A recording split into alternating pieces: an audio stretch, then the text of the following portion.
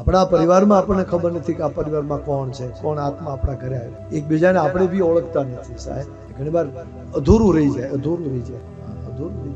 પછી ખબર પડે, પછી ચીડિયા ચૂક ગઈ ખેર ખબર પડે. રાવણને પછી ખબર પડી કે જેના તેજથી, જેના બળથી, જેના પ્રભાવથી, જેના કહેવાય કે પુણ્યના ફલથી મારો પરિવાર ચાલતો હતો ને એ વિભીષણ છે. રાવણમાં જે તેજ હતું ને વિભીષણનું તેજ. રાવણે જયારે વિભીષણને લાત મારીને કાઢી મૂક્યો ને પછી એ રાવણમાં તેજ હણાઈ ગયું. રાવણ તેજહીન થઈ ગયો. પછી રાવણને એને કુંભકર્ણે કીધું જાગ્યો પછી, ભાઈ તારું તેજ ક્યાં ગયું? ત્યારે કહ્યું કે યુ ચાલે છે ને આપણો ભાઈ રામના પક્ષે જતો રહ્યો. રામના પક્ષે તેજ જતો રહ્યો.